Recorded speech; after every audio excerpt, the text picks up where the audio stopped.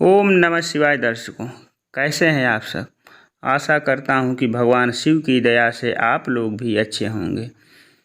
आज मैं दर्शकों आप सबको हरितालिका तीज व्रत की कथा सुनाने जा रहा हूं, अतः कथा के अंत तक जरूर बने रहिए। कथा को बीच में त्याग नहीं किया जाता है, बीच में कथा छोड़ा नहीं जाता है, इससे बहुत बड़ा पाप लगता है। अतः किसी भगवान का, किसी देवी देवता की कथा हो रहा हो तो उसको अंत तक जरूर सुने।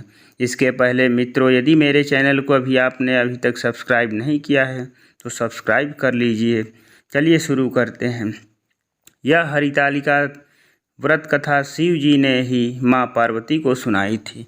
भगवान शिव जी ने इस कथा में माँ पार्वती को उनका पिछला जन्म का याद दिलाया है। चलिए शुरू करते हैं। हे गौरा, पिछले जन्म में तुमने मुझे पाने के लिए बहुत छोटी उम्र में कठोर तप और घोर तपस्या की थी। तुमने ना तो कुछ खाया और ना ही कुछ पिया, बस हवा और सूखे पत्ते चबाए।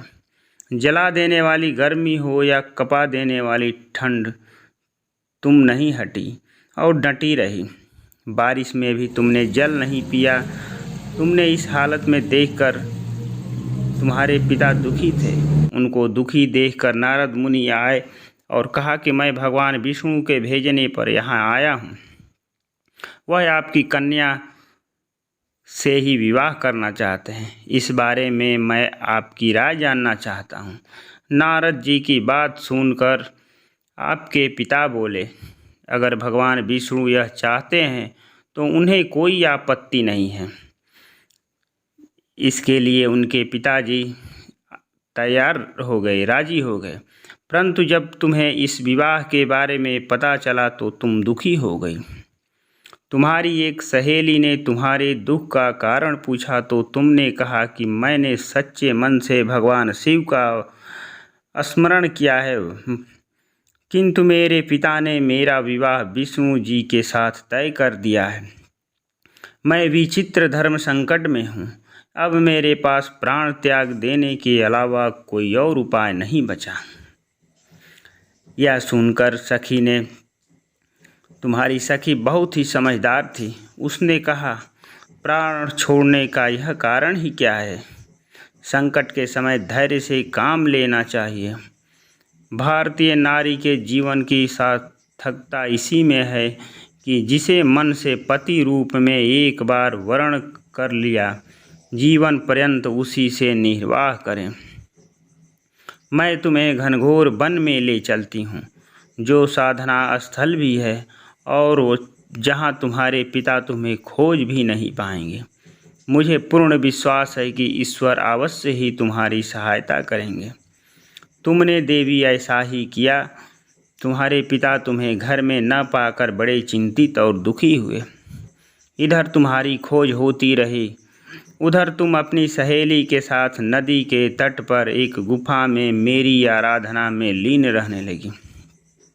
तुमने रेत के शिवलिंग का निर्माण किया। तुम्हारी इस कठोर तपस्या के प्रभाव से मेरा आसन हिल उठा और मैं शीघ्र ही तुम्हारे पास पहुंचा और तुमसे वर मांगने को कहा।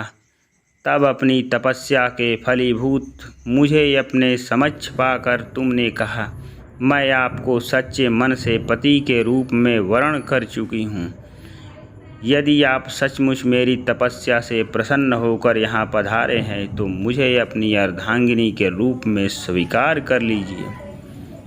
तब भगवान शिव ने तथास्तु कहकर मैं कैलाश पर्वत पर लौट गया। उस समय गिरिराज अपने बंधु बांधवों के साथ तुम्हें खोजते हुए वहाँ पहुँचे। तुमने सारा वृतांत बताया और कहा कि मैं घर तभी जाऊंगी अगर आप महादेव से मेरा विवाह करेंगे। तुम्हारे पिता मान गए और उन्होंने हमारा विवाह करवाया। इस व्रत का महत्व यह है कि मैं इस व्रत को पूर्ण निष्ठा से करने वाली प्रत्येक स्त्री को मनवांछित फल देता हूँ। इस पूरे प्रकरण में तुम्हारी सखी ने तुम्हारा हरण किया था, इसलिए इस व्रत का नाम हरतालिका व्रत हो गया है। इस व्रत से जुड़ी एक मान्यता यह भी है कि इस व्रत को करने वाली स्त्रियां पार्वती जी के समान ही सुखपूर्वक पति रमण करके शिवलोक को जाती है। सौभाग्यवती स्त्रियां अपने सुहाग को अखंड बनाए रखने और अविवाहित युवतियां मन मुताबिक वर पाने के लिए हरितालिका तीज का व्रत करती है। इस दिन व्रत करने वाली स्त्रियां सूर्योदय से पूर्व ही उठ जाती है और नहाकर पूरा श्रृंगार करती है। पूजन के लिए केले के पत्ते से मंडप बनाकर गौरी शंकर की प्रतिमा स्थापित की जाती है। इसके साथ ही पार्वती जी को सुहाग का सारा सामान चढ़ाया जाता है। रात में भजन कीर्तन करते हुए जागरण कर 3 बार आरती की जाती है और शिव पार्वती विवाह की कथा सुनी जाती है। इस व्रत के व्रती को शयन का निषेध है, यानी व्रत करने वाली स्त्रियां रात में शयन नहीं करेगी। इसके लिए उसे रात्रि में भजन कीर्तन के साथ रात्रि जागरण करना पड़ता है।